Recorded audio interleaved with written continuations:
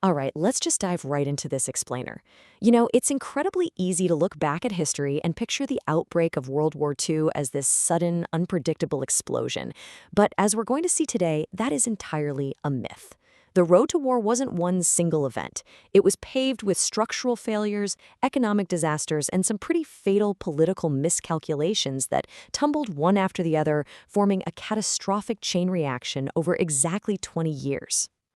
Now check out this chillingly accurate prediction from Marshal Ferdinand Foch. As the Supreme Allied Commander, he made the statement while literally looking at the peace treaty signed at the end of World War I. I mean, he mathematically predicted the outbreak of the next World War, almost down to the exact month. He looked at it and realized that this so-called peace absolutely guaranteed future conflict. So let's look at exactly how that played out. To really understand this, we're going to track a timeline of tumbling dominoes. We'll cover the flawed peace, the economic fuse, the death of democracy, testing the boundaries, the failure of appeasement, and finally, the final spark. Part 1. The flawed peace. Let's start by setting the macro stage right at the beginning, in 1919 at the Paris Peace Conference.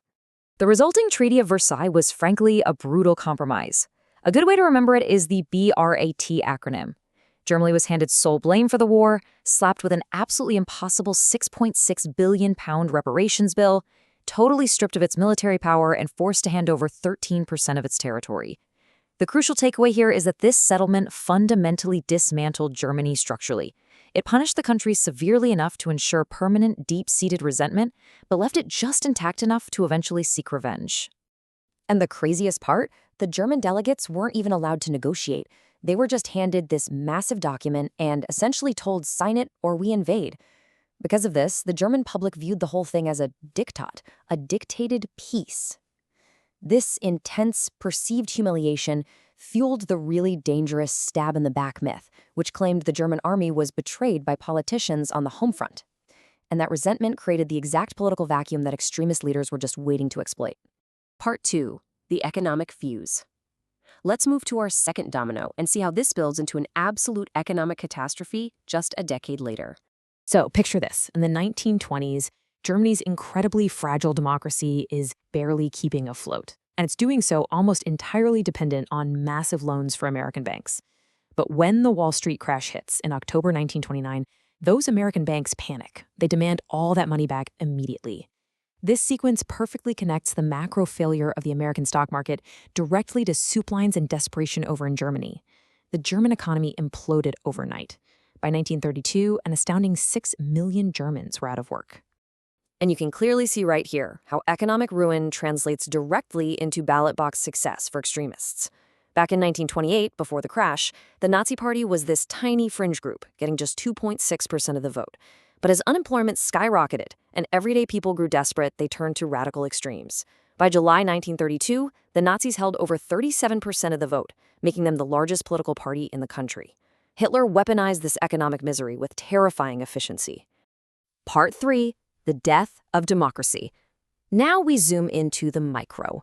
Those backroom political schemes where Weimar's democracy unraveled completely from the inside out. There is a massive misconception out there that democracy fell to a violent coup or an invasion, but actually, it collapsed from within. Because the German parliament was completely paralyzed by the economic crisis, the government started relying on this constitutional loophole called Article 48. This essentially allowed the president to rule entirely by emergency decree, meaning they were dismantling true democracy years before Hitler even took office. Hitler didn't destroy the system. He inherited a system that was already functioning like an autocracy.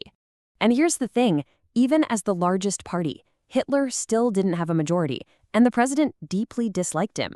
He actually got into power through a backroom scheme orchestrated by traditional conservative elites. Former Chancellor Franz von Papen famously bragged that they would push Hitler into a corner so hard he'd squeak.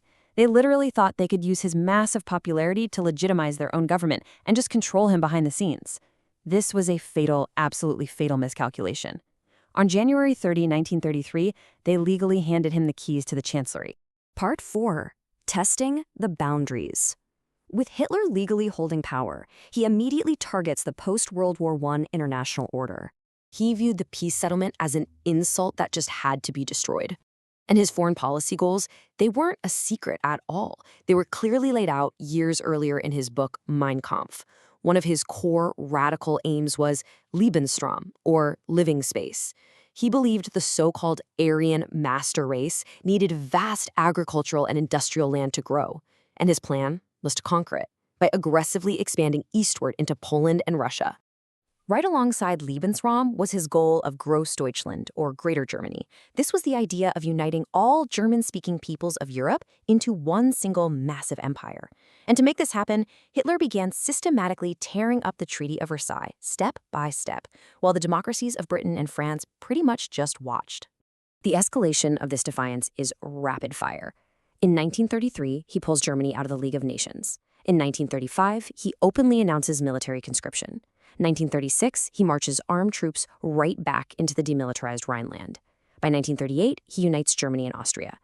Because the League of Nations was structurally toothless and entirely lacked American backing, every single one of Hitler's gambles just proved his theory. The Allies were too terrified of another war to actually stop him. Part 5. The failure of appeasement. This brings us to a huge turning point: the fate of Czechoslovakia and the fateful policy adopted by the Western Allies. We have to talk about appeasement. Now, while we today often view this as simple cowardice, we've got to understand the historical context. At the time, this was actually a highly pragmatic strategy. Britain was completely unprepared militarily for a strategic air war, and the public was still deeply, deeply traumatized by the horrors of World War I. Appeasement was essentially a desperate attempt to buy vital time for the British Royal Air Force to rearm and rebuild. The climax of this policy was the Munich Agreement in September 1938. British Prime Minister Neville Chamberlain basically gave Hitler the Sudetenland, a border region of Czechoslovakia, in exchange for a promise of peace. Chamberlain flew home waving a piece of paper, famously claiming he had secured peace for our time. But look at the strategic reality. By handing over the Sudetenland, the Allies stripped Czechoslovakia of its natural mountain defenses and its massive Skoda arms factories. Worse still, by excluding Joseph Stalin from this meeting, they totally alienated the Soviet Union, convincing Stalin that the West simply couldn't be trusted. Part 6. The final spark. Okay, let's look at the final months of peace where the diplomatic chessboard shifts one last time.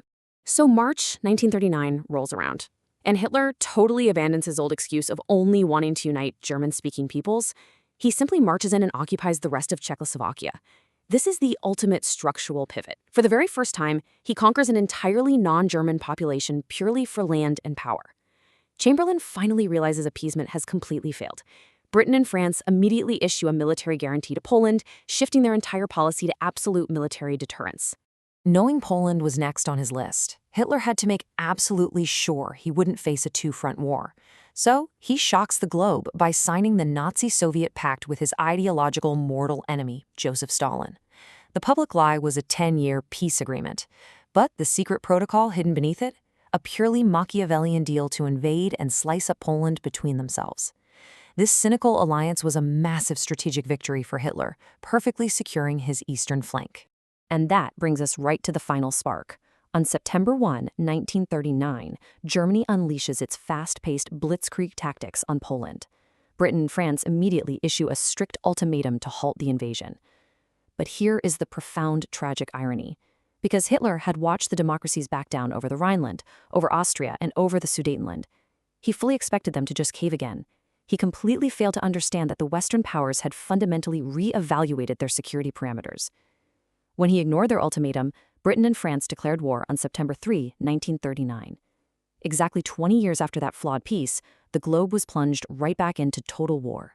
So we've tracked the dominoes, from the deeply flawed treaties of 1919 through the devastating economic collapse that killed a democracy to the unchecked aggression that finally ignited the powder keg.